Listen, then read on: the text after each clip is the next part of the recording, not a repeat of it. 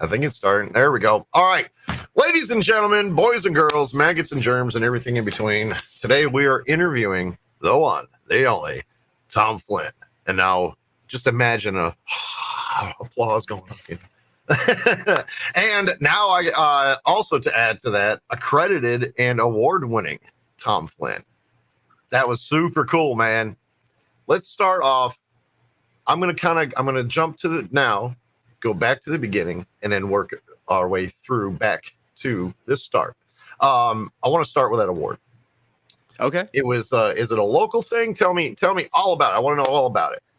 Dude, I wish I knew more. It's so weird. I got a call from the band Blame Shift that I did a music video for, and they're like, "Hey, listen, there's like an opportunity for this film festival, to submit like your music video." And when they said it, I was like, "All right, like sure, why not?" Like I didn't make anything of it. I was like, "All right, that's cool." Like, throw it in there and see what happens. Right. And that was like months ago at this point. And then they hit me up out of nowhere with like a picture. They're like, "Dude, like, look, we actually won the thing." I was like, "Are you serious?" Like, Great. wow, that's awesome.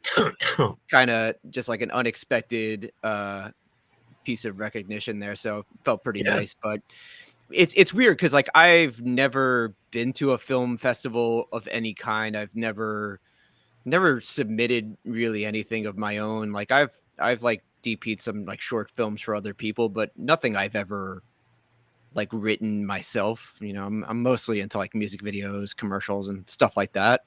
Right. So kind of super weird that I would win anything at like some film award thing. So it was kind of nice. I was like, oh, all right, like check that box, for myself in just the something to do. Check that off the list of the bucket list.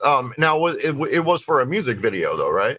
It was for a music video. Yeah, I guess they have like I feel like film awards have different like sections. Like it's not like different one categories. Yeah, there's different categories. So I guess they had like a whole like music video section. So it chose ours at one. That's awesome, man. Yeah. That's awesome. Did everybody in the band and yourself get like a physical trophy, or was it a digital thing?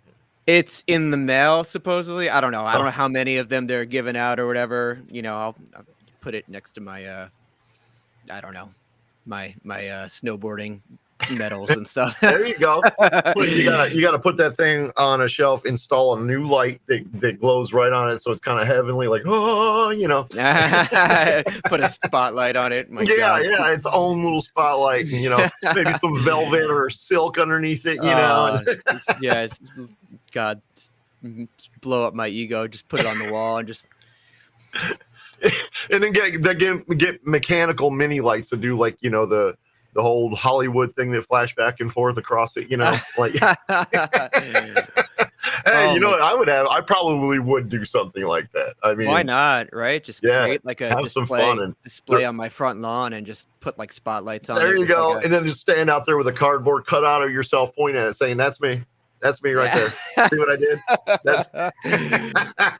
Oh, man. I would do something like that just to trigger the people that want to say, "You got such an ego," No, I mean, listen, like I made like a post about it, and I even felt kind of like silly making a post being like, "Oh, look, I won like an award, like check this out." Like, God, no, man, show that off, dude. Yeah, I know. I feel like I got to get over myself sometimes because, like, I don't know. I feel like everyone to some degree could probably relate to like social media paralysis of like what is worthy of posting, what kind of doesn't cross that threshold, and I don't know. I feel like every time I'm like posting, it's like some like mild brag of some sort. So you always got to like balance that out with what you think is gonna do well out there. But I don't know. It was definitely pretty cool. And I'm like, what? If I don't post it now, I'll probably never tell anyone about it. So I might as well put it out there. I'm glad you did, man. I mean, it gave us this interesting discussion. I mean, but these days you can't sneeze on social media without somebody saying I'm offended. So. Yeah.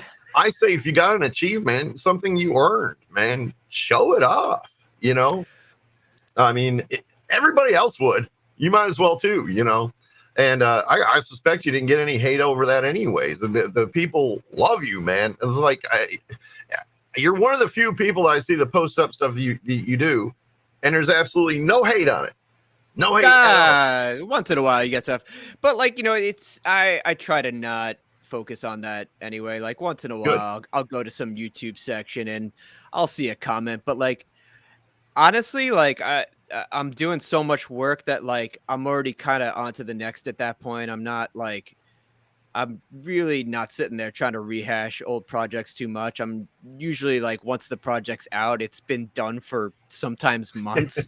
And I've Right. already, I almost sometimes like I even have like another video for the same artist that I'm already working on that I'm like, all right, get them next time or whatever. Just, There's no eh, time machine to go back and do it anyways, and you can't please no, everybody. I've gotten hate no, from music videos I've done like 10 years ago, and I'm like, well, let me jump in yeah, a time machine and go fix that because you didn't like that part. I mean, no. It's, but that just goes with the territory, man. I can yeah, tell you, I'm an absolute fan of your work. thank And you. most of my viewers, most of them, they will request for my live shows nothing but bangers, like top quality music videos, and it's almost like clockwork.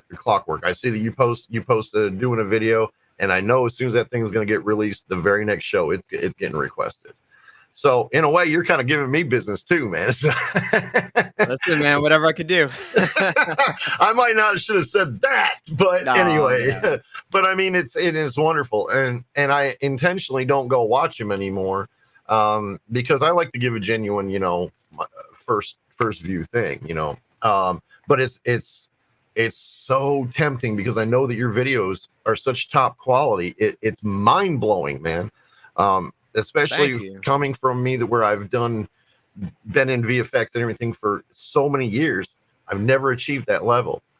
And then again, I didn't stay on it consistently either. But for you to do it now, that gets me to the next point. Let's go back to the beginning. What started all this for you? Were you in a band, or Mhm. was it? Yeah. I started off like, high school, college dropout, playing metalcore bands and you know, tried to do the whole like go out for like brief tours and try to get signed thing with my band, and that all fell apart pretty quickly. And then I ended up getting a job at a recording studio as an engineer, and it was actually Voodoo Studios, Nice. who I'm still in very collaborate with them all the time on stuff. It's Mike Watts over there, who is a business partner of mine for years. And I started off engineering for him and working with bands that way, and that was kind of how I started building my network of I was gonna say people that's in the great networking industry. right there. Oh yeah, I mean, listen, like it was. I feel like before I even fully jumped into video, I had done at least 3 to 4 years of just like meeting bands from recording them and networking with them and going and meeting people from labels and stuff like that. So like before I even like decided to jump into music videos, which wasn't until I didn't even start shooting music videos professionally until I was like 25, 26. uh, So like, I spent my early 20s just engineering and like making connections that way. So wait a by minute, the wait a minute, wait a minute. You talk like, dude. I could have sworn you're only 25 now. You're thanks, talking about bro. in my Thanks. early 20s. Like, I'm like, it couldn't have been that long ago for you. Nah, mine starts with a 3 these days, but Oh man, I'm a yeah, but grandfather compared to you. oh, get out of here, man. Uh, but yeah, so back to it. Like I started off engineering, and like I still love engineering. I just don't have time to do it anymore. I had to kind of make a decision to jump in with 2 feet into video because just picked up like I always knew my way around a camera a little bit. Like I made skate videos and snowboard videos in high school with my friends on like Awesome. iMovie with like little high 8 cameras and like GoPros and stuff like that. yeah, little mini DV cameras and stuff like that. Like I always put like snowboarding clips to music. Like I just knew how to do that already. So going into music videos was kind of a natural transition for me. And it's not that far off from like Pro Tools engineering and stuff like that. Like there's actually quite a few people I think that have made that switch from being like an audio guy to like a video guy. I know a few of them.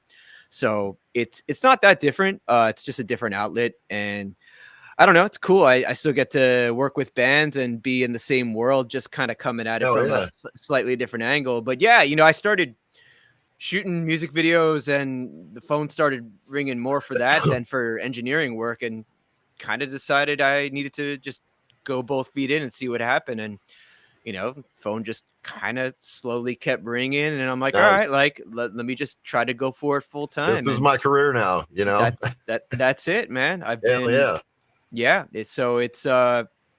yeah. It's been pretty cool. I mean, it's such a weird career, you know what I Yeah. mean? Because like, I don't know, like it's so hard to like explain what it's like to be a music video director. Like not in some like weird egotistical way, but like your day to day, it can just be so different every day. Like some Uh-huh. days, like I'm here like rendering out 6 hours worth of VFX clips, just like watching Oh, paint Jesus. dry, trying to like get back on emails and stuff like that. Other days, like in the middle of a desert getting sunburned, like chasing people on trains and stuff like with a Oh my camera. God. Like so like there's no like exact, like work day. It's kind of like, all right, like here's my list of stuff I have to get done. Here are some potential projects I'm pitching for. I gotta write treatments for. Mm. Here are, tweaks for videos I gotta get back to people. I gotta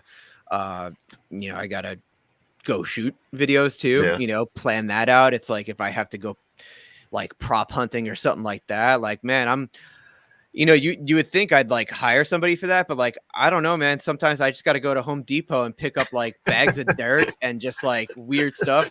Like you'll see my trunk is like Duct packed tape, out, packed out with like bags of dirt and like tree branches hanging out the windows. I'll show up to the shoot and they're like, "Are you the assistant?" And I'm like, "Nah, I'm shooting. Like this is all my stuff. Let's do Are it." you the gardener? Yeah. I Yeah. love it. I So love it. I don't know, man.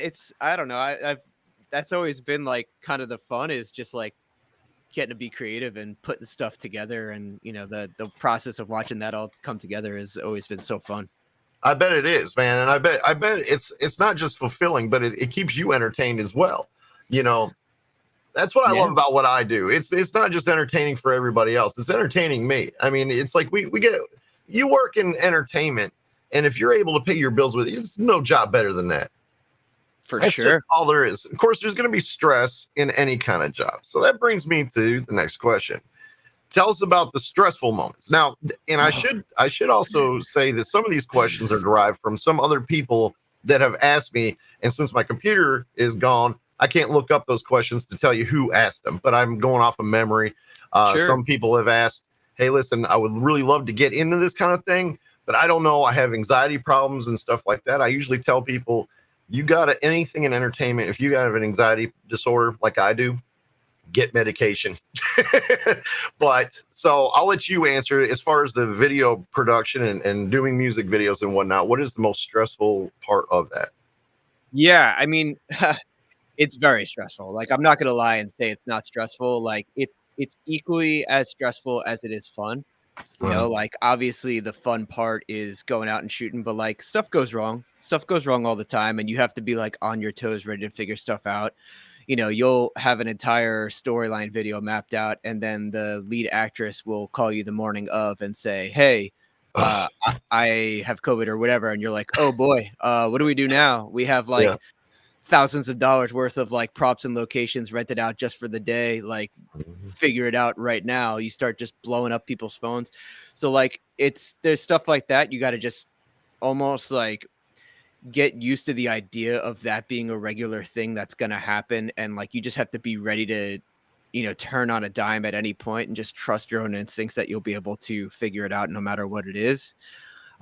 Yeah, I mean, I think the stress of like working on multiple projects at the same time, having overlapping clients where you're trying to like maintain turnarounds and make sure that Deadlines. deadlines and stuff like that. Like you'll get a random deadline that pops up out of nowhere and you're like, "Oh boy, looks like I'm going to be up till like 3 a.m. pumping this one out." And that's been, actually Coffee. me the last few days. Yeah. I took on a crazy big project that I'm like trying to just get done. And I'm like, I have other projects I got to get done, but I'm sitting here and I'm like, man, like been working on this for like 5 days straight. Haven't touched Mm. anything else. So it's there's definitely like a good amount of anxiety that comes along with it that you just have to learn to like you just navigated through it. Like there's no perfect solution. It's No. In that regard, it's a job, like there's stress with any job. Like, would you rather be stressed out like crazy over like paperwork that some random office job boss like needs you to get done by end of the week and you're staying up late doing that, or be stressed out doing something at least you enjoy, Right, exactly, So like, exactly. yeah, you at least get to like, reap the benefits of getting to enjoy what you do. But it like it can put a weird taint on it where it's like, I know that a lot of people say that like the second you turn your hobby into a career, like you kind of ruin it. But like for me, it hasn't been that way. Like I don't like if you want to do it, you should do it. Like Yeah. there's gonna be a lot of like hurdles and stuff, and like there have been so many like weird kind of like moments where I had to like look in the mirror and be like phone hasn't rang that much in the last 3 months. Like I got bills to pay. Sustaining. Like, what are we doing here? Like I'd say honestly, you got to have a thick skin. And if you don't have a thick skin, just keep running forward anyway, and just like hope for the best. I don't know. I for sure get so much anxiety about projects, but I feel like you just gotta like use it as fuel and There you go. like I have this crazy deadline right now of tomorrow. Oh no! Oh Yeah. no! I hope this. Well, I won't keep you No, too dude. long, then. No, dude. I'm in render heck Yeah. right now. Oh, Like okay. yeah, dude. I can't do anything anyway. My other computer's tied up. So yeah. So like no joke, I'll be up till probably 2 o'clock in the morning tonight, and that's not every night. Like I do get my sleep, but like when it's crunch time and you just gotta get stuff done. You just gotta get it done, And then when it's Yeah. done and it's out there, you get to, you get to kind of look at it and be like, wow, look at that. Like, Yeah. it The actually got final done. thing is like, when you get Yeah. the setback and look at it. Now, I have a couple other questions that go along with that. Then that I didn't have before, but I do now. So, you talk about the rendering thing. I've just from talking to you, it's like one of the most eye gouging experiences for me. It's like that hurry up and wait shit. I can't stand it, man. The worst. Motion tracking, forget about it. It's like the bane of my anxiety, man. It's like, come on. So, what kind of practices do you do when you're, well, all right, I should ask this first then. You have multiple systems then. Now, there is one person that wrote to me, I don't know how true this is, and said that he knows you. You're his buddy, and he knows for a fact that you have 20 computers that you use. Is there truth behind that? I don't have 20 computers. Right now, I'm on my laptop. You're going to get a good peek into my... Exclusive. There we go. Ferns.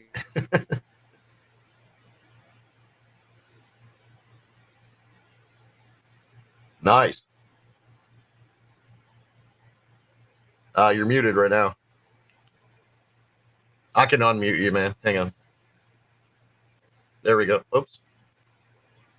No, I can't. You have to do it.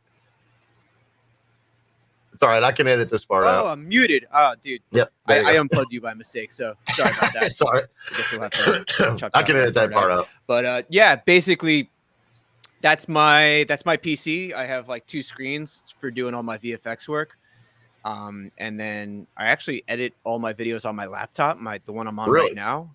Yeah, I edit all my stuff on my laptop, and then I have like another like laptop over there that's just like for running like light shows and stuff like that. But that's pretty much I mean that's pretty much it, So you are naturally segueing each question I have by itself. This is like I can't hear you, man. You can't hear me. Technical difficulties. Can you hear me now? Oh no. No. Let me see. I think when I unplugged you, I think I just like totally messed up but I can hear myself. Why can't I hear you? Are you muted? No. Can they hear you? They can hear you. I can hear you. Now I feel dumb.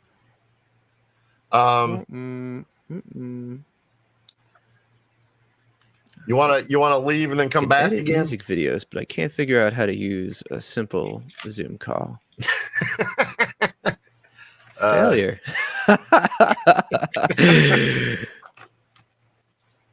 It's funny because I'm literally like, my wife makes fun of me all the time because like I'm so good at like certain things, but like when it comes to like picking up like a TV remote and trying to like get a TV show working or something, like I can't figure it out. It's like hilarious. But I don't know if you man, can. I still can't hear. Oh. Yeah. Let me try that. Let me try refreshing. Okay.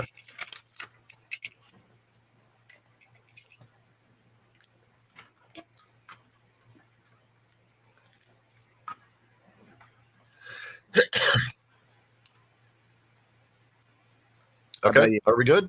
Yeah, we're good. We're good. I almost want to leave that in there so that people can see like reality, you know, because people think that tech people that get in videos and music and stuff have things that are perfect all the time. Clearly not. You know, I mean, No. Gizmos and mechanical stuff are what they are. They're machines. They're gonna have flaws. It's weird. I'm actually like not very like technologically inclined, you know, like that's the part that I always feel like I have to like I'm always playing catch up on that end of things, you know. It's a like, never-ending process, man. I mean, that's what I've done my whole life, and also coding websites and stuff like that. And it's like almost every day there's something that you can update and change. I mean, it's just never ending, you know. Yeah, like this PC is my first real PC. You know what I mean? Like that's like my first, like I've always been Mac, but since getting into VFX and Unreal, like I had to get a PC for it. And I walked into the store, I walked into whatever the computer store was, and I was like, what do I need? Like, here are like the recommendations. They're like, oh, get the Radionics and the 40. Yeah. I'm like, I have no idea what you're saying. So, you know, here's take my money and build me a computer that can hopefully do this. And I don't know. I have like a RTX 4080, of which I guess I realized that that's a pretty good like computer chip. Yeah, I'm like, okay. Wasn't cheap. I was like, because you know what? Like, it's one of those like buy once, cry once type of thing. I didn't want to buy a whole PC just to find out that it couldn't do anything better than my laptop. So I'm like, you know what? Let me just make the plunge and just get something That's a that good can idea. actually Those process 4080s are beast, man. For the longest time, I was running 3080s, and those are great for the time. But clearly now, as you've seen my post, that they're.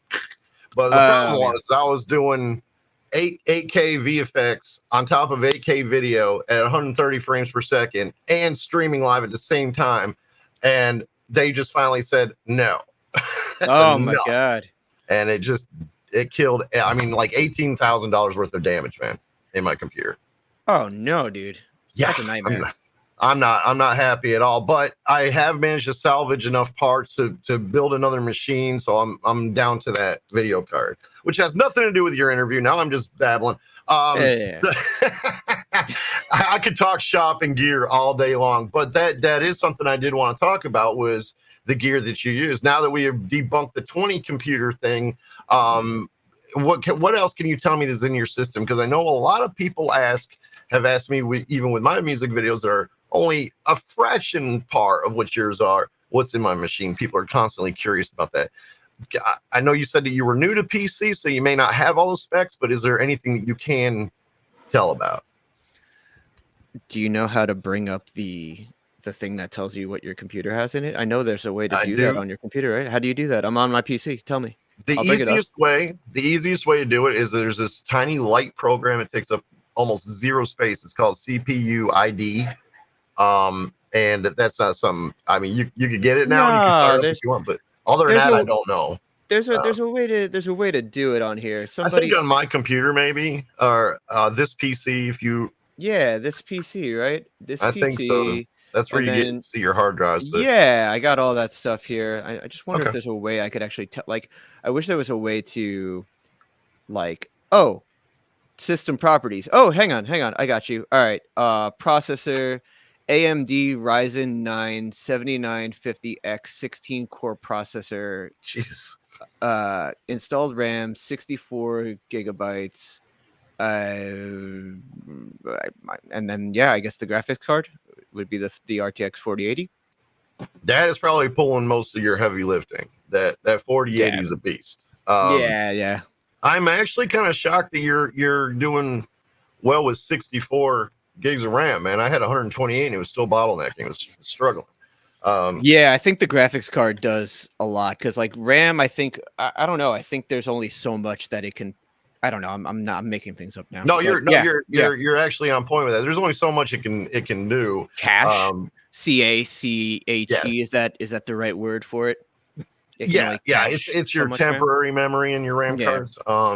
But you know, it's like most of that stuff goes into like After Effects, as you know, goes into your rendering thing. I use a whole different SSD just for that, just for Oh the yeah. you know. All right, well, I mean, you definitely got a pack full system, no doubt about it. I'm extremely impressed with that 4080, man. I was just trying to get a 4060 right now, but I mean, Jesus, man, if it does that well, maybe I need to expand that a little bit and think Yeah, 48. it's definitely pretty powerful, and render times are pretty quick, and even considering what I'm doing, like I just rendered out a single performance take, and it took like an hour still. So like I'm What? not. Yeah, I mean but I mean, I don't know. Is that fast? Is that not like? Yes, man. Yeah, but like now multiply that by like all the takes I'm doing. It's Yeah. like that's like a day and a half of just like paint drying. So Oh like my yeah, God, you know, man. You don't know how jealous I am right now, dude. I mean, like yeah. I had 4 minutes of my drummer, did the chroma key, and then I went to export it. It took me 3 days of it No. running constantly. Yeah, man. So Woo. an hour, man. I'm like, what? Come Oh on, my man. oh my God. I'm You know, telling you, man. It's like, yeah. oh, but see, my stuff, I used to have it set up for video stuff, but this is like, what, 7, 8 years ago, I got these parts. But then I've transitioned into more music production, right? Yeah. Now I'm getting back into the video thing because of this band. So I guess I'm equally as curious as like anybody else that had said that they wanted to ask you about that as well. So your PC is what you primarily use for VFX, and then what, your Mac for just for like basic editing? Yep.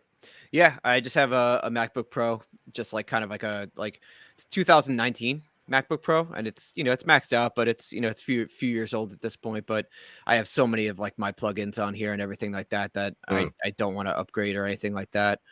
Yeah, I just cut everything on here, and a lot of times I'm not even using like a mouse most of the time. I'm just on the trackpad on my like Oh, really? when I edit music videos. Yeah, I'm just like on a trackpad, like using just like the laptop itself.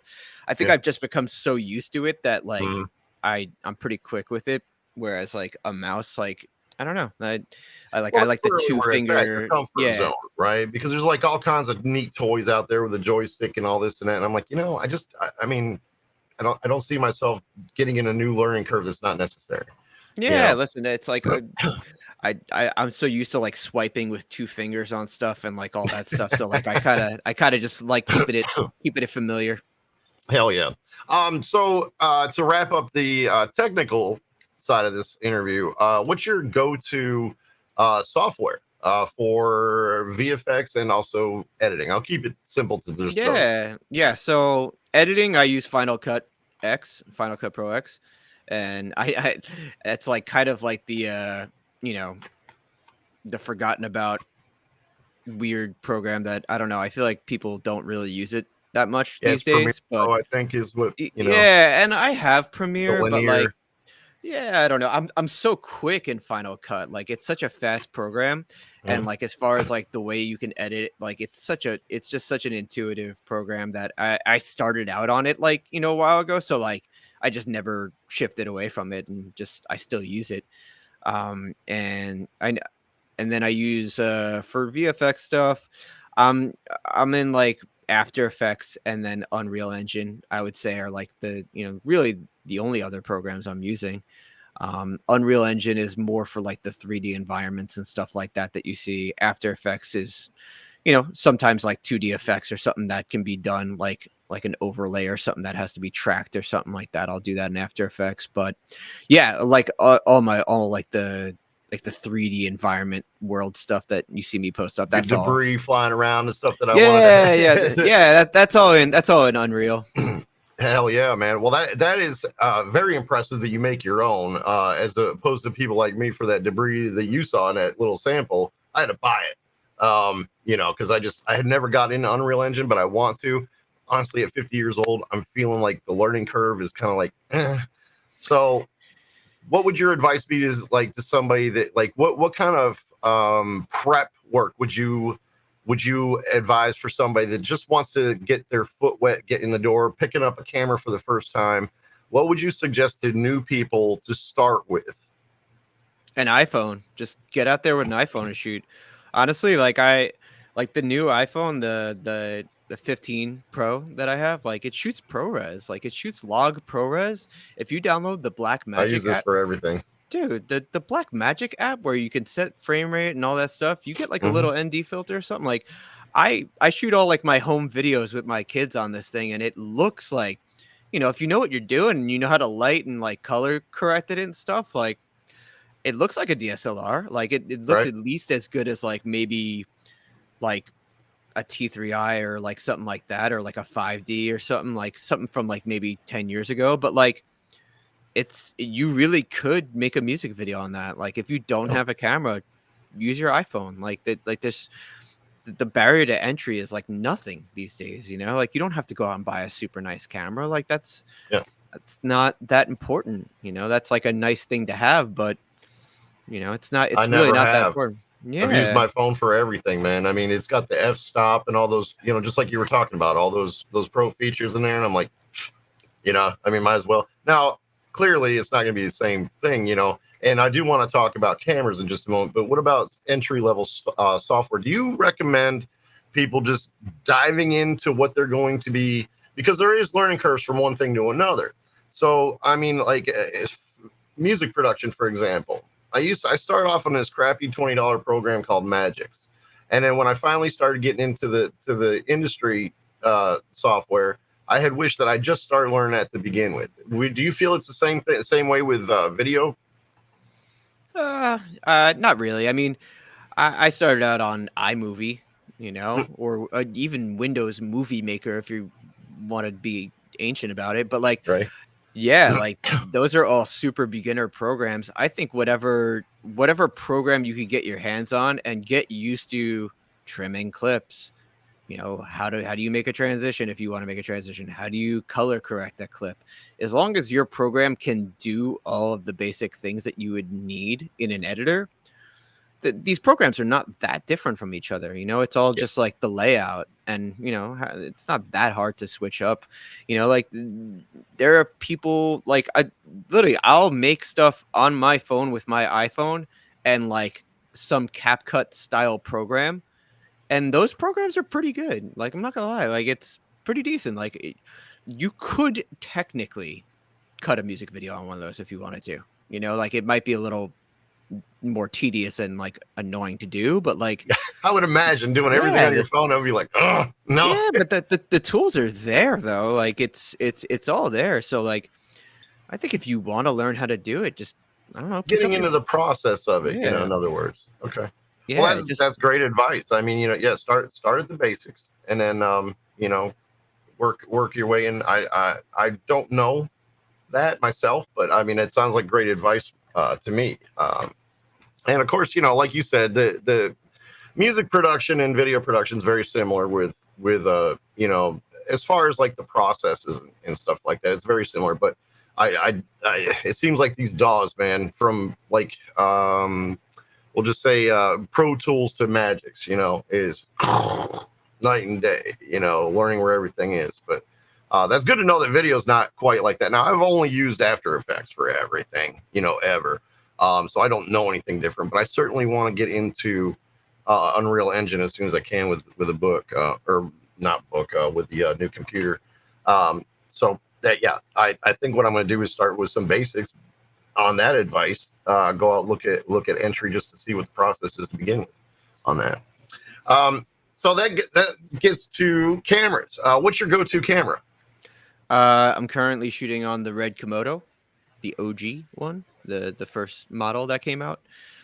I love it. It's great. I was shooting on Blackmagic for years. I had the Ursa Mini 4.6K, and that camera's amazing too. Seriously, the Red is like slightly better. It's like, like there are videos I'll go back and watch and I'm like, oh, I definitely shot that on the red. And then I'll look back, I'm like, no, I shot that on the black magic. So like there's, some small benefits to the red, but like it's not like crazy different. It's just like a nice small camera.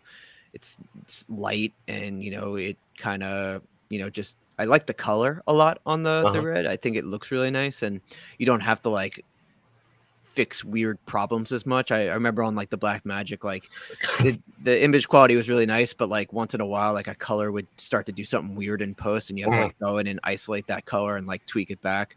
So that was a little funny, but yeah, with the red, like I feel like colors just fall into place. Like my color grading process is like a joke, honestly. Like it's not simplifies it. Yeah, like I'll throw like a LUT or two on, I'll get my contrast and then stylize it however I'm feeling like color wise, and like it's kind of close. Like I'm not doing a ton.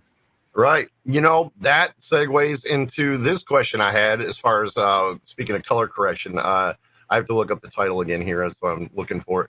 Your behind the scenes one that you just posted not too long ago.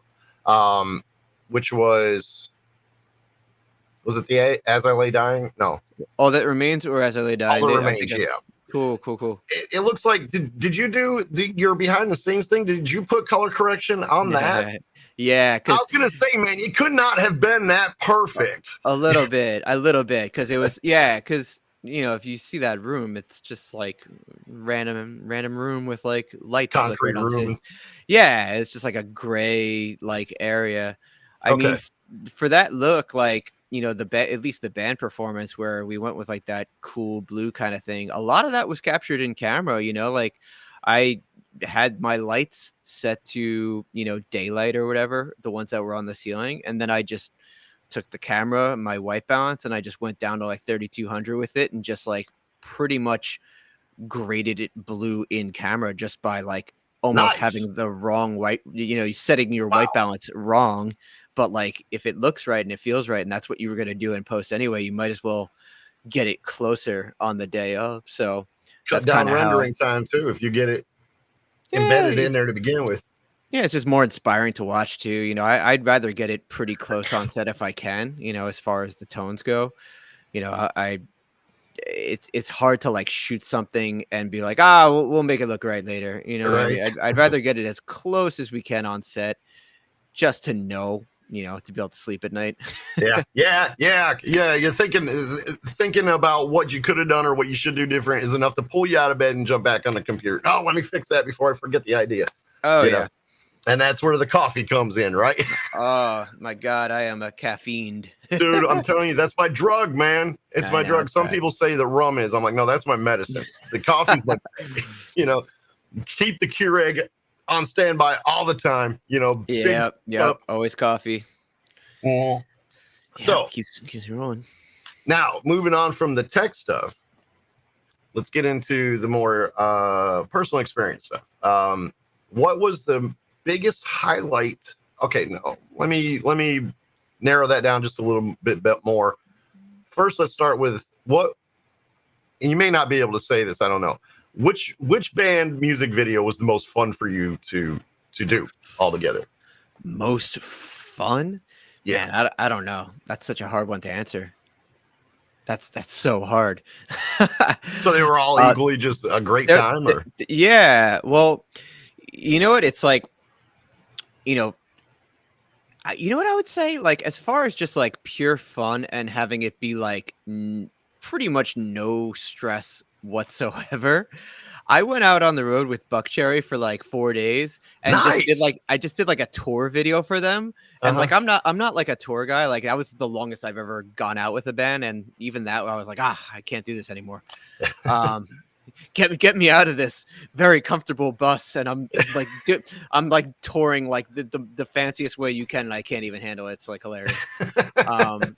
But yeah, like that going out and just like shooting like maybe like 4 or 5 shows, whatever we did, and just collaging that into a music video, like pretty much like shooting it however I saw fit, like just grabbing B-roll of random people cheering. Like it was really low, like, obviously the pressure to deliver a final product's there, but like, sure, each shot individually was like pretty low pressure, and like I got to just hang out with the guys and like roll around, and like it was overall just like a pretty relaxing experience. So like just from like a pure like fun standpoint, like that's probably one of the more fun ones. But I mean, I you know, imagine so, man. I mean, it's like you got yeah. all this freedom, doing performance videos. I would imagine you don't have to get angles right, to where you're like, okay, I'm gonna have to put some CGI into this and that.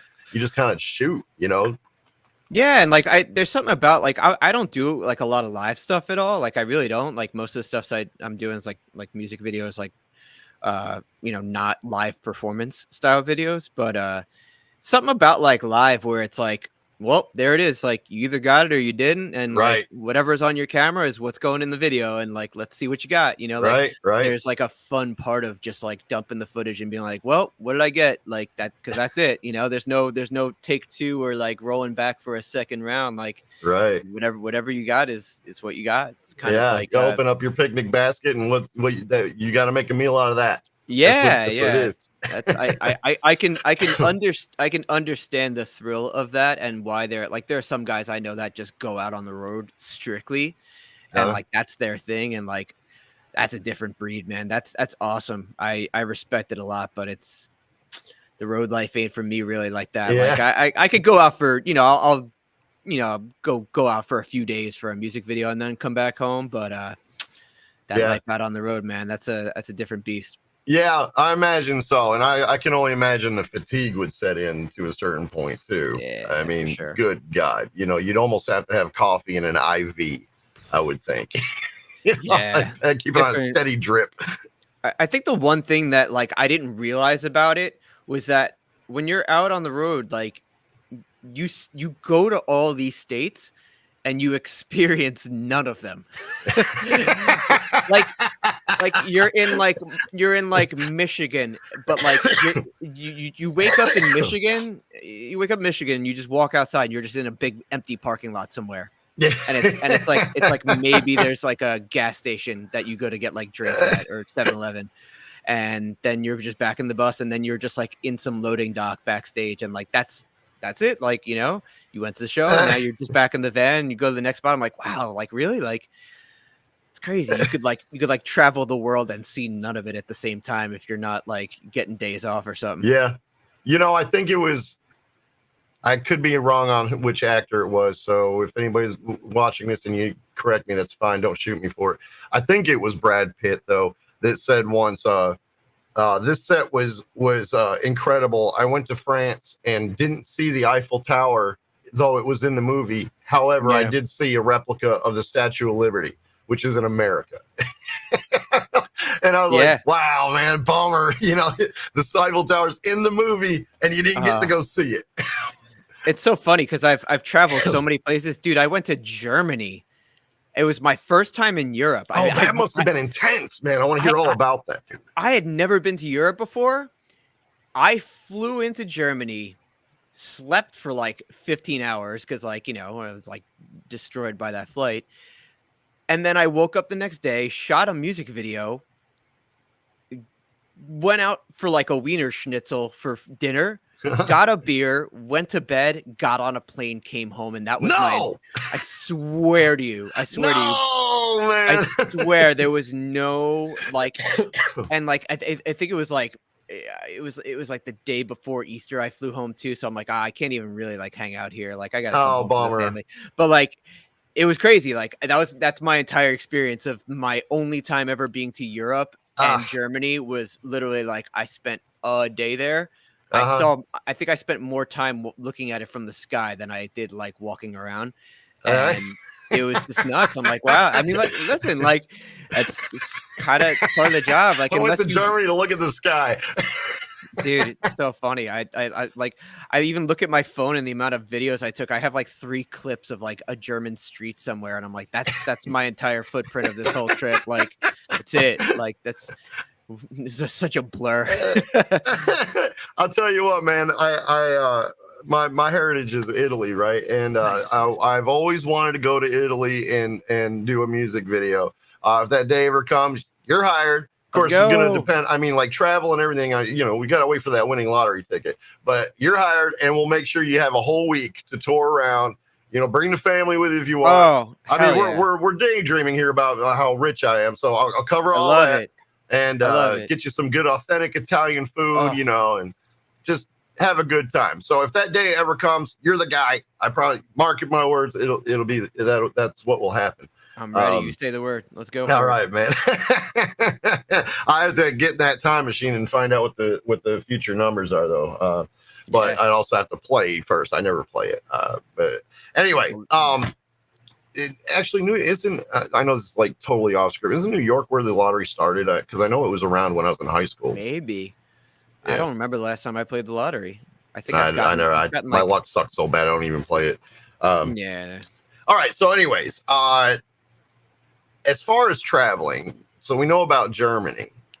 You had mentioned, I don't know if it was before this interview or during it, but you mentioned being in the desert on that train thing. I did see some clips of that you posted. I'm always so intrigued at your stuff, man. It's like out of all the filmographers and everybody out there, totally legit. I sincerely and genuinely love watching the stuff that you post up. It makes me stare at it for on repeat. Like, wow, look at that! Look at what he caught. I love it. So, what can you tell me about that experience? I want to know like what kind of. I want to know the best parts of it, but I also want to know what kind of hurdles you had to get through to do a shot like that. Well, you want to know about the shoot itself or just the whole trip in general? I mean, it was kind of crazy. I want to know about all of it, man. Yeah. Whatever you want to talk about, though. Yeah. Well, basically, I flew into LA and shot a video in one day there. This was in LA? No. Oh, okay. I was going to say, this is the day before. This is the day before. So I was in LA the day before shooting the video that I'm currently rendering out right now. And then I had to get on a plane from LA to Vegas airport at like 7 or 8 in the morning. It was like an hour flight, maybe at best. Get off the plane, get into like a rental car where we had a motorcycle being towed from the rental car, which like you're for sure not supposed to be doing that with rental cars, but I don't know. I think he talked the guy into it, letting him do it, or maybe he just did it anyway. I don't know. But but basically, we had to drive like 3 to 4 hours north of Vegas, in the middle of nowhere. Like this town called Ely, Ely, Ely, and and it's one of the oldest or only like preserved natural. Not natural, but like old Western towns that have like a steam engine train, like a legitimate, like they have authentic stuff. Yeah, authentic steam engine trains there. Sweet. And it's crazy because I shot that whole thing solo with just the 2 members of the band that I was shooting Honey Trap, and literally like I had to wrangle like 20 actors by myself. It was kind of like stressful, honestly. Like, talk about like not having any support around. You're just like yelling from across the way. Like she's out there on a horse. I didn't have a megaphone. I'm like, she's like jogging on a horse. We're trying to set up for a shot at sunset. The sun's going down. I'm screaming on the phone, trying to get a hold of her while she's riding on the horse. Cause I'm like trying to set up for a shot. I'm like, man, a walkie-talkie would be awesome right now. Right.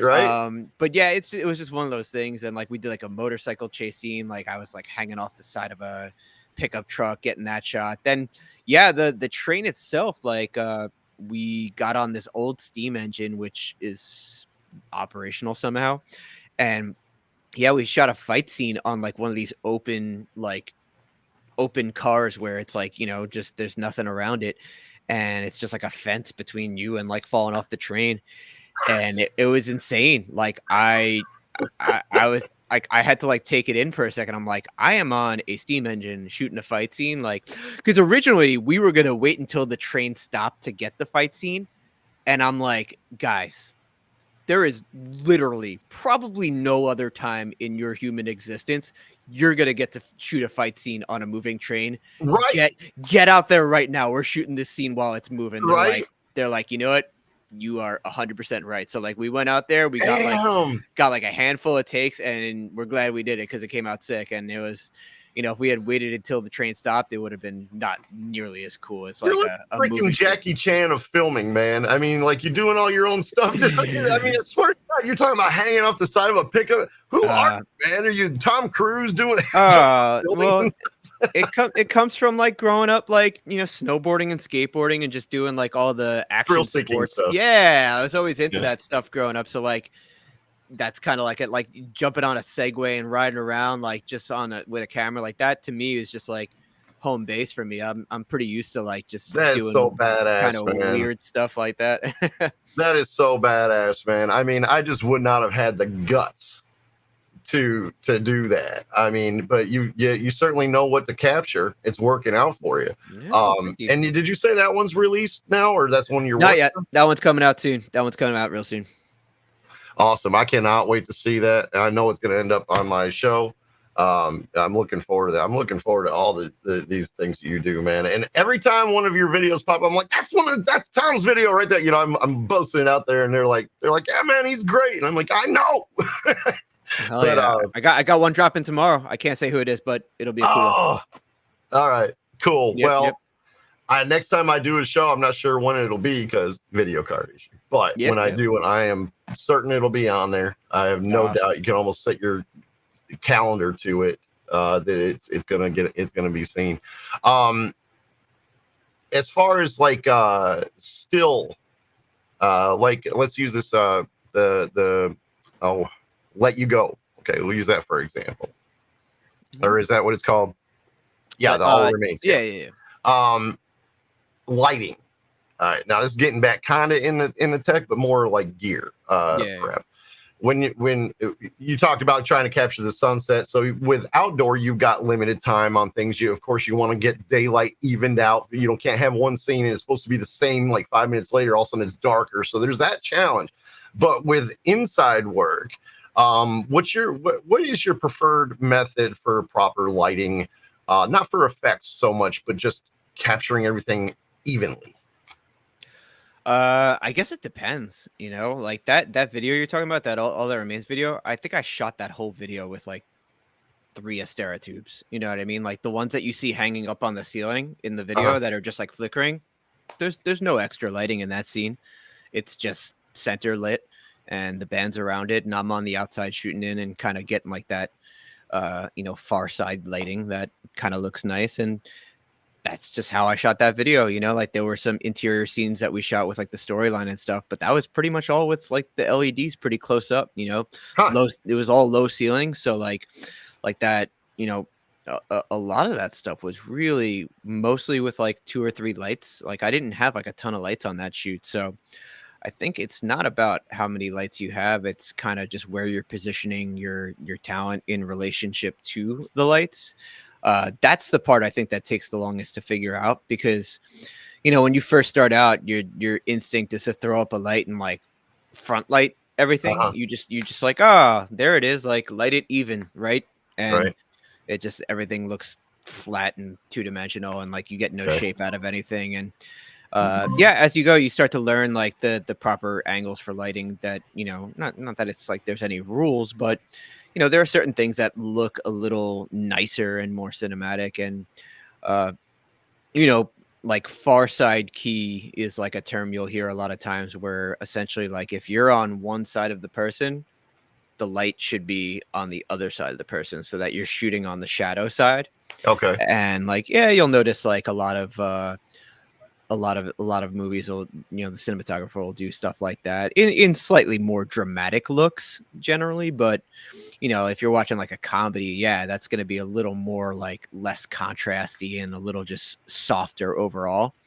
But in my style, like I like very contrasty stuff. Like even I tend to like go over contrast sometimes myself.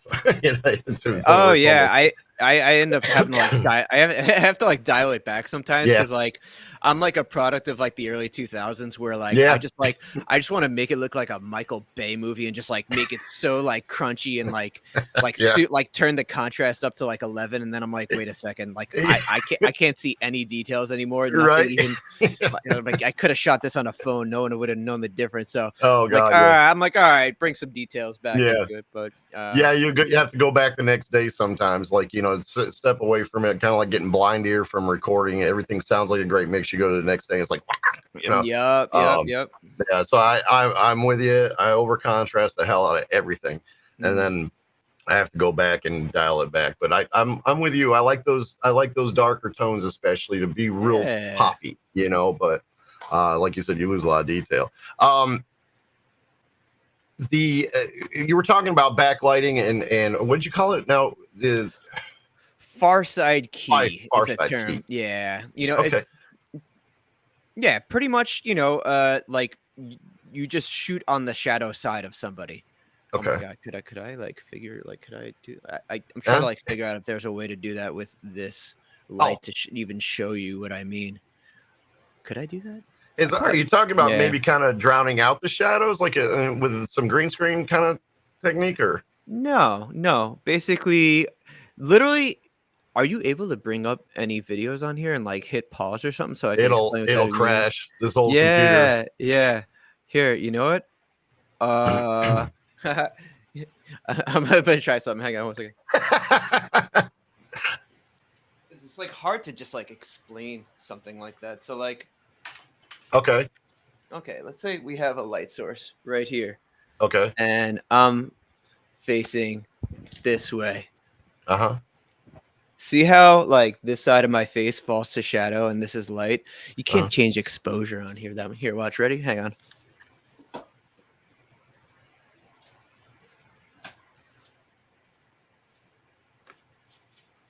Okay. There you go. It's a little bit better. So like see how like if I'm like standing this way and I'm facing this way, you see how like this is falling shadow to camera. Gotcha. The majority of light is hitting the far side of me. Right. Whereas like let's say we lit from this side. That's called short side lighting when you're lighting like the side to the camera. Like this just doesn't really look good. Like you don't really get any depth or detail. You're kind of just kind of washed out a little bit. Yeah, you take the light and you just wrap it to like the other side of the person, and wow, look at all the dimension and depth and like how big my nose looks. Eh? But you know, I think I got you beat on that. Yeah. This Italian nose. I'm Italian too. I know my last name's Flynn, but I'm like 80 to 90% Italian, man. There we go, man. Me too. My real last name is Proietti. I never used to give that out, but it's on IMDb now. They got everything on there. Yeah, my mom's maiden name is DePaulo. No kidding. Yeah, dude. She's like, you know, mostly like she's like almost all Italian, you know. I got a little bit of Irish in there with the Flynn, but like, yeah, I'm mostly Italian. Yeah, the Flynn part sounds a little Irish. Yeah, of course. Yeah, of course. Yeah.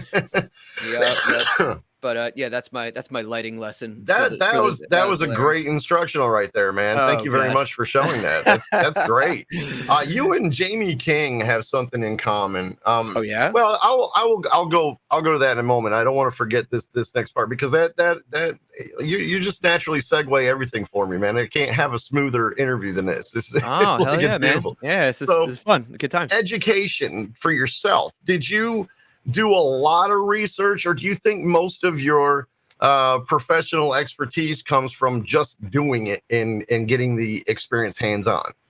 Yeah, it's been all just like trial and error and like just watching YouTube videos, honestly. Like it's nothing like no traditional education on this. Like I used to like call my friends that went to film school and like have them help me on set and like come be my production assistants and stuff. I'd like pay them to be like all right, like, you know, help me light this scene, and like they would set up the lights. I'm like, oh, that's how you do that, you know, like just surround yourself with people who are like just like a step ahead of you, just so you can absorb some info from them and just apply it to your own work.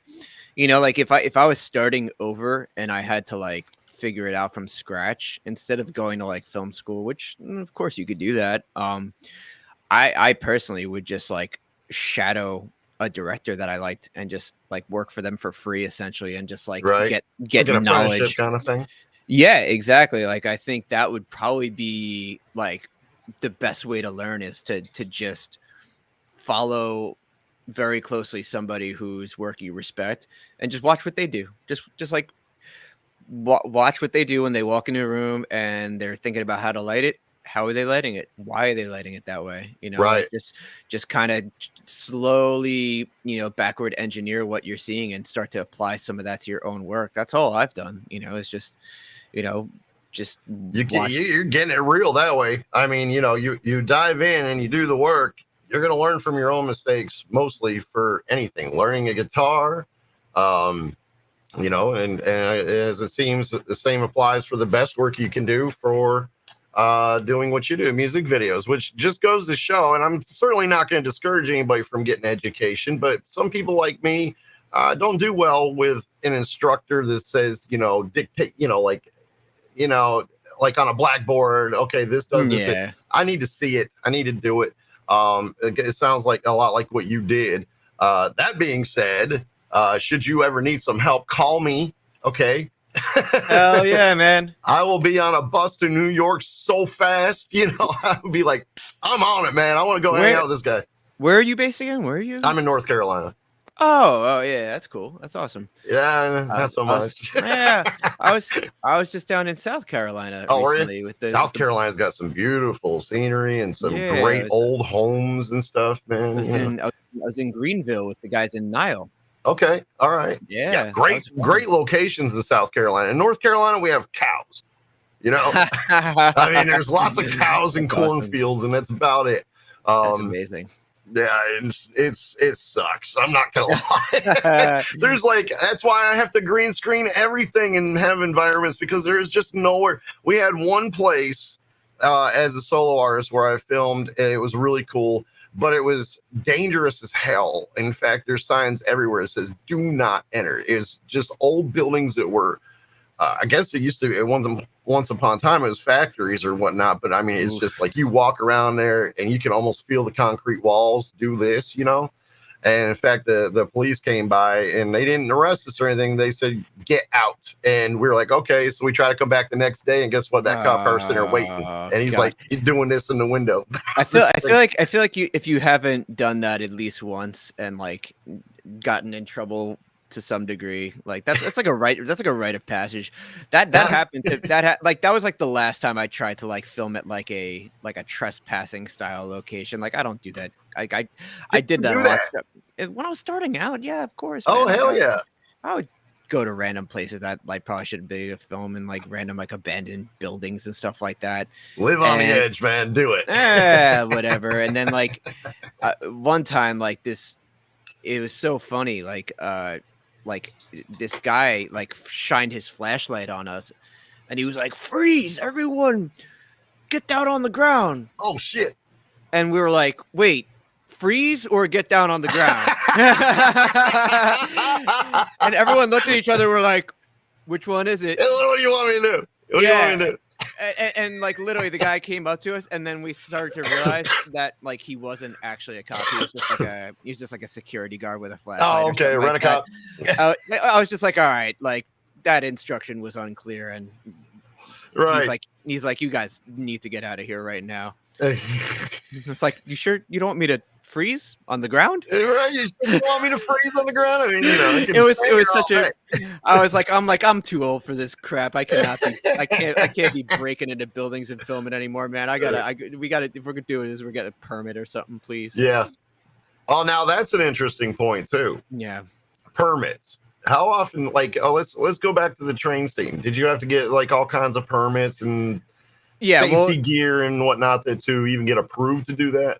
Yeah, well, we basically like the people that run the place. It's like a tourist attraction, so we did everything through them and like basically just paid an upfront fee to cover all that stuff. Oh, But yeah, there are some times where you have to present insurance. You have to get like if you're filming like in public and it's something that's gonna be obtrusive to the public, you're obviously gonna have to get a permit through the town or whatever wherever you're going.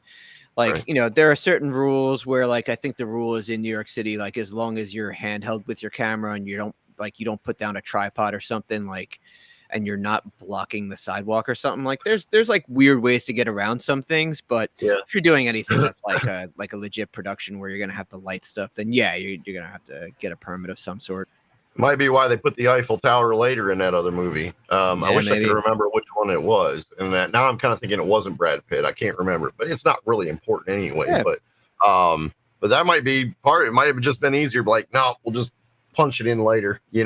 Less permits and crap like that. And who knows what goes on in different countries for that anyway. And in fact, the Germany thing. Did you have to? Was there anything that you had to get passed and cleared different other besides a passport, clearly? But Yeah. um, Well, that was more just securing like a location. Like we didn't necessarily need a permit because we were kind of in like a private location. We weren't filming out in public in the streets.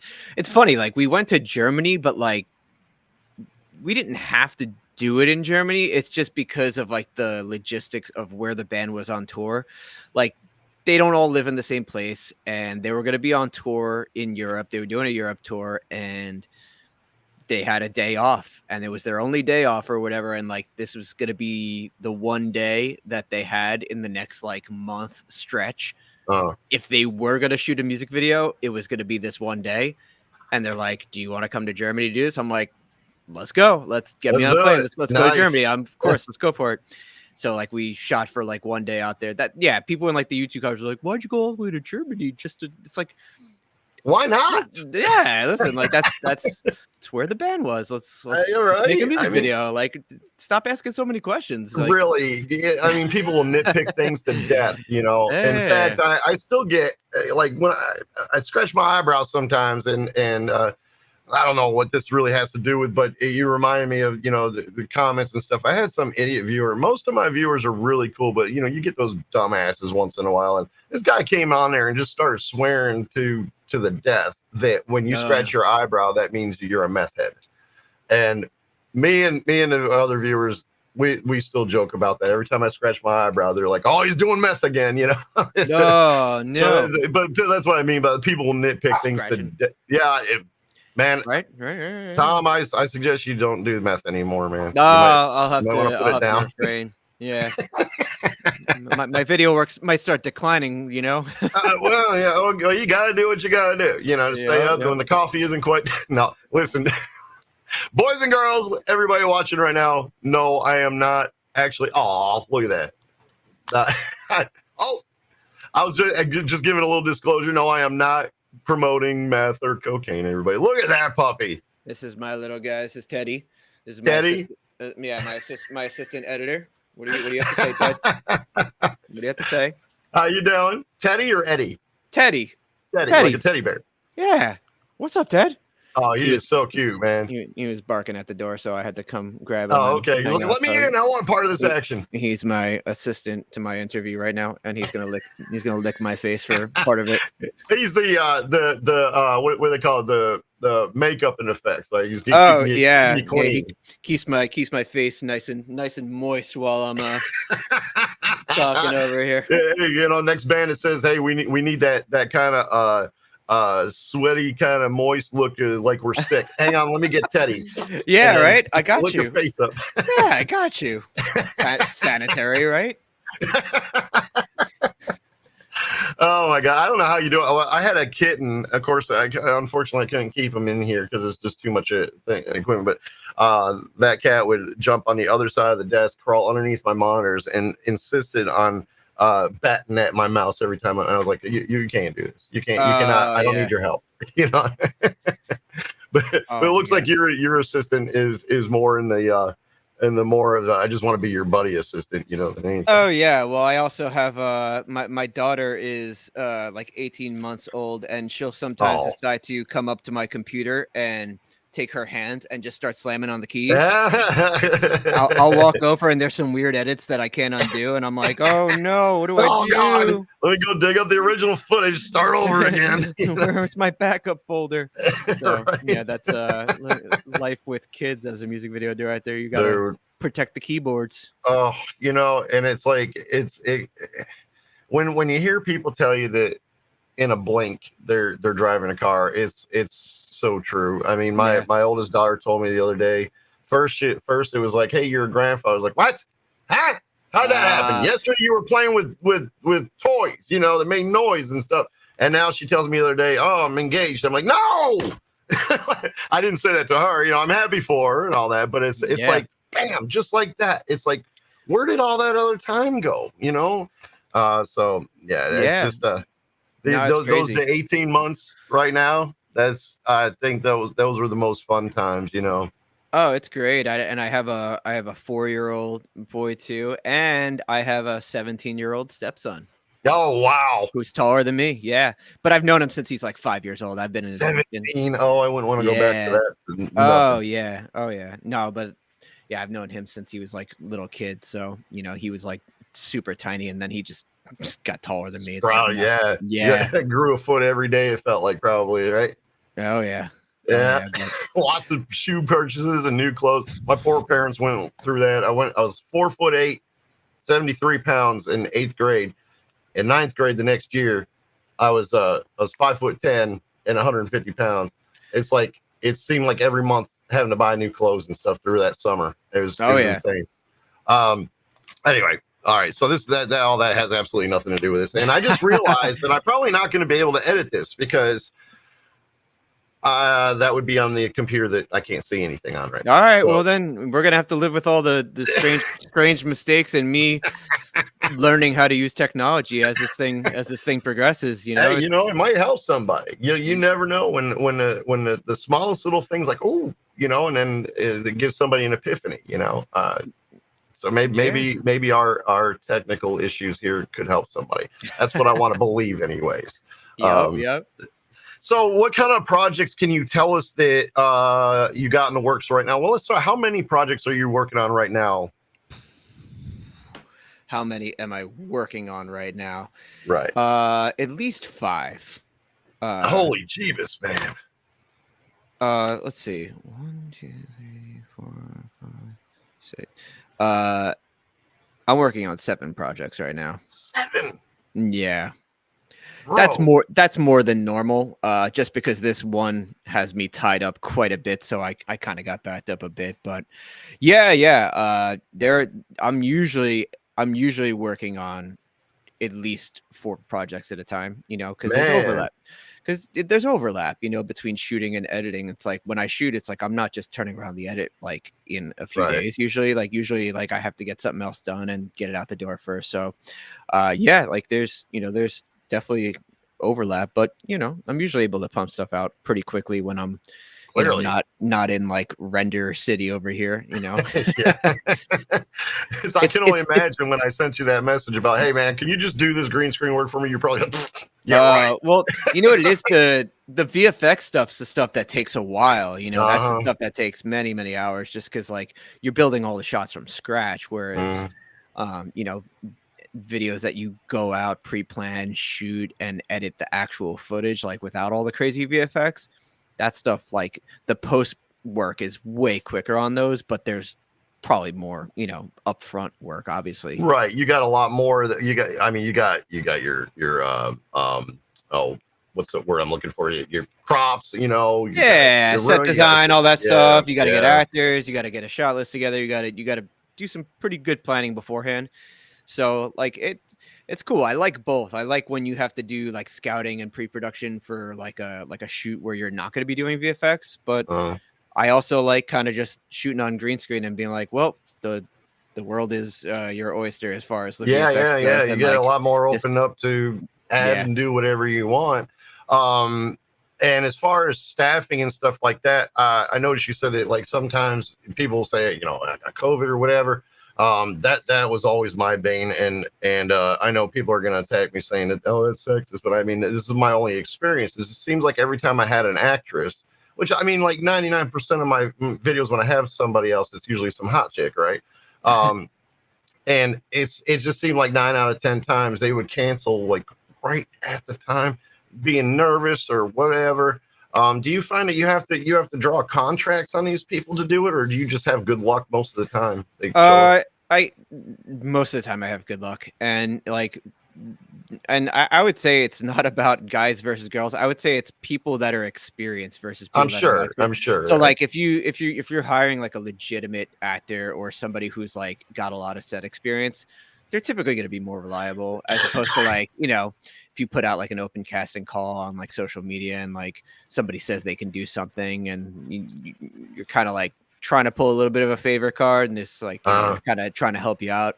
In that situation, if they bail, you can't really be too mad. But at the Right, same there's time, nothing you it's like, can really do. yeah, exactly. You're just like, all right, well, that's what I get for trying to take Yeah, the you got to easy roll way the out on that dice one. with that. Yep. Yeah, no, I by no means anybody that watches later, I have there was like zero intention that it's just women that do that. No, That's no, just no. I my feel you. like anybody that's Yeah. watching. I want to make sure that comes across right. Because I mean, it's just in my experience, I've never really had any guys in it, but I'm sure they would too. But most of the time, they it seems like they just get nervous, like, oh, I've never Yeah. done this. They're excited about it. Then when it comes down to it. And it's led me to think, maybe I need to just start aiming towards, professional, like somebody with a manager. I don't Yeah. know. Well, just people that have on-screen experience and know what the process looks like. You know what I mean? If you're, like I said, if you're just like putting out like an open casting call on like social media and you're getting random people, like it can work out. It has worked out for me sometimes, but then once in a while you get somebody and it just kind of doesn't work, and It doesn't. they either bail or like they just don't do a good job, or they're like just like kind of weird, or Yeah. and listen, like it's not like it's like their fault, like they're just Right. not professionals, and you're trying to get them to do something that's kind of professional. So like Yeah. it's a big ask, like it's not really on them, but Right. it's just it's something you have to know going in. Like if if the stakes are high, like don't just hire some random person. Like get somebody can do a good job. There you go. Yeah. So don't roll the dice if you don't have to, because it might end up not benefiting you very well. So that leads me to the final thing that I have before we'll get you kind of plug whatever you want and stuff.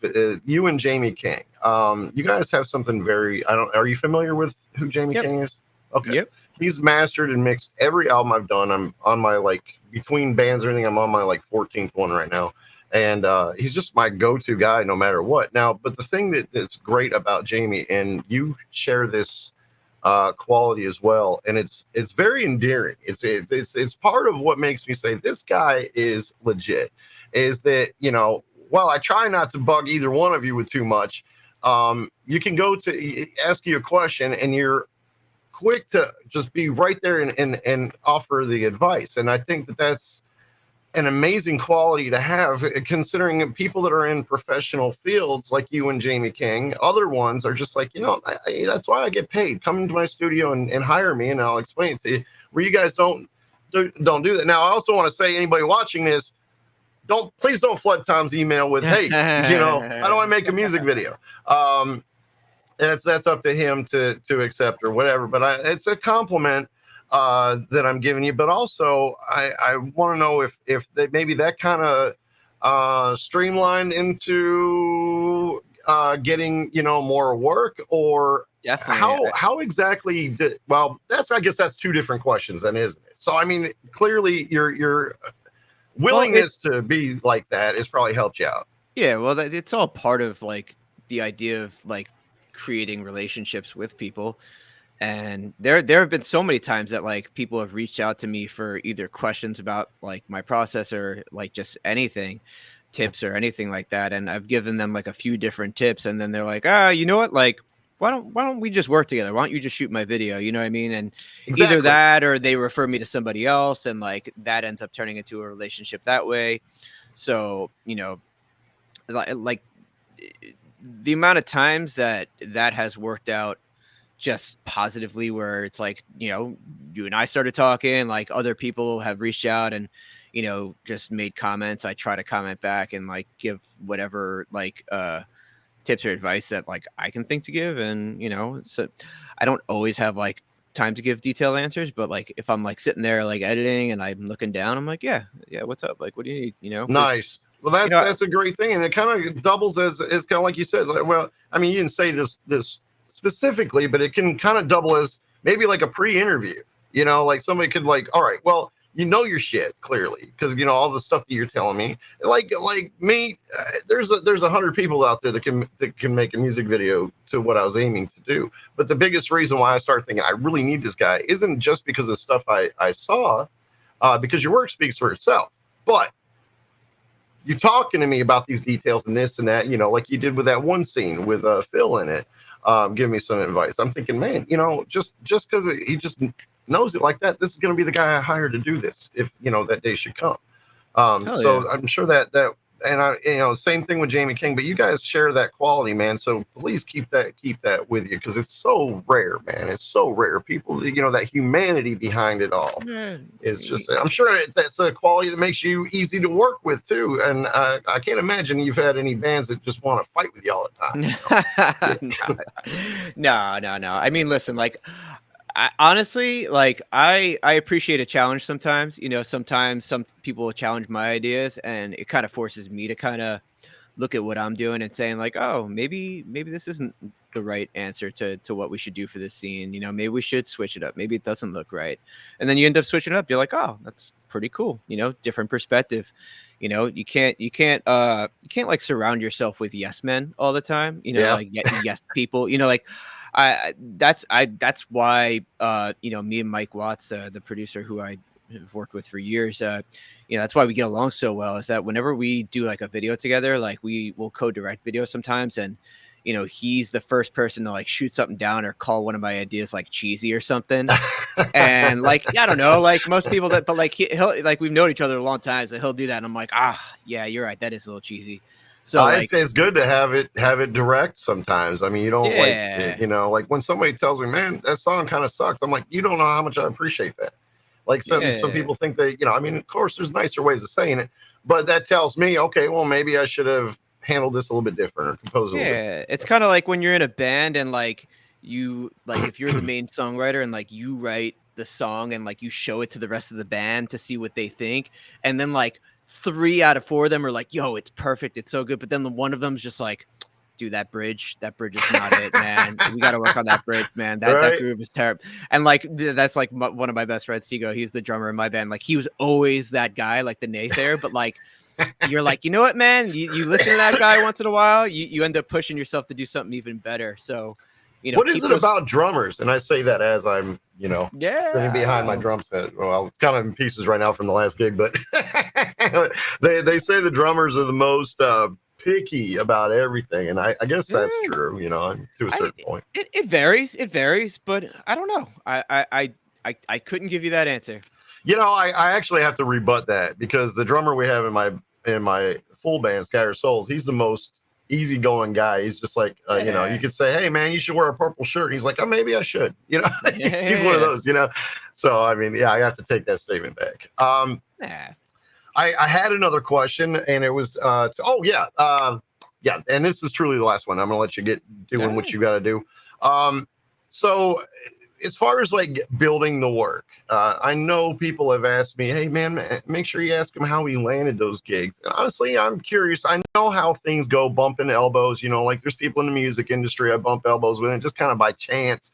I don't know if it's with you. Is it because these people, I mean, people, there's great music videos out there and nobody in any kind of system ever sees it. What would you say is your secret to getting that exposure to get some of these big bands that you're doing? It's so different every time, but I would say at like a very core, like just at the very core, it's just the relationships that I've built over the years. It's kind of who who you could get in front of, and obviously there are some cold emails I'll get where someone's like, dude, I saw this video, like, and I'm managing XY band or whatever. So I want you to do their video, and like that'll happen sometimes where someone will see a project I did, whether it's a credit on like YouTube or just like an Instagram post or something like that. But a lot of times it's like you work with a band. If they're signed, you get to know their manager. The manager knows you. That manager manages other bands. They There it put is. you they put your name in the hat next time a video comes up. They're like, "Oh, I know a guy. Let's email him. Let's see if he's let's see if he's got anything going." But that's pretty much it, man. Yeah. So it's just exactly like doing it with music. Then it's just you just work in. I mean, there's some people out there that made it big that I knew from way back when. So that helps too. But I mean, man, YouTube has got to be something that's been extremely powerful for you. Especially your landing napalm music videos, man. That is so cool, dude. Yeah, it's cool. That it's so funny. Like the all that remains. Like, don't be afraid to just like email people that you don't think you should, or email or text or something like that. Sometimes you feel like a bother, but like that all that remains gig. Like I was friendly with their management, who like I worked with on another project, and like I just kind of had I just like casually threw it out there. I'm like, oh, like you got that new all their main stuff coming out, man. Would if there's any opportunities that coming up for that, would love to be a part of it if anything comes Nice. up. And like a few months later, lo and behold, like I'm getting an email and like I'm set up for it. I'm like, wow, okay. Like you never know like what that little connection could end up yielding Right. for you later You down never the road. know. That's Yeah. exactly it right there. You never know. Okay. It's just, I feel like I could keep you here all day and night, man. Cause I mean, I could talk shop with you. You hit every spectrum, every level on the spectrum of what I love to do: video, music, all that stuff. So it's like, wow, man. And you're Italian as well. So I there's am. that. Well, dude, if we could end it off there, I'm so sorry, dude. Like my Yeah. my wife is outside in the car with the kids in the car Oh, seat and wants me to go take the kids out of the car. So I gotta switch gears Dexter style here super hard into yeah, family man. mode. Absolutely. Absolutely. I appreciate the time you did spend, man. And honestly, this is probably one Yeah. of the longest interviews I've ever I done, but it do was this. so easy This has been flowing. so awesome. We got to do this again. Seriously. Oh, Thank you definitely. so much. Anytime, Yeah. dude. Go do your thing with your family. Thank you so much, and I'll give you the link once I upload this. Dude, thanks so much. Catch you later. All right, peace out. All right, you guys. So that was the interview with Tom Flynn, and I got to tell you, I'm grateful as hell. And I can't see where exactly the camera is aimed at right here. That was just a great experience chatting with him. I hope you guys enjoyed this video as well, and feel free to leave any comments in the comment section. I'm a little bit fatigued myself. Been trying to work on getting a computer issue resolved, so it's been an all night. So if I seem a little groggy, that's why, and I want to apologize for that. But you know what? If you want to see me do reactions, it have nothing to do with this video, but I'm going to plug myself anyways. If you want to see me do live reactions and requests, we do 40 songs a night. We're going on the 100th. We're working towards the 100th sold out show in a row on my live Twitch channel, which is just look up Peretti Party, like all one word. And of course, I'm not doing it right this moment at the time I'm uploading it because I don't have a video card on my computer that allows me to do that. But it will be soon. Listen, if you're watching right now, you gave me something you can never get back, and it's your time. And I am so grateful for that. Thank you. Thank you. Thank you. I'm out of here. Go enjoy the rest of your day. Love you all to the moon and back. And don't forget, get some. Boom. All right. That was kind of, you know what? That catchphrase works at the beginning of my shows, not so much at the end. And I can't even edit that out. So I'm just going to go. Bye-bye.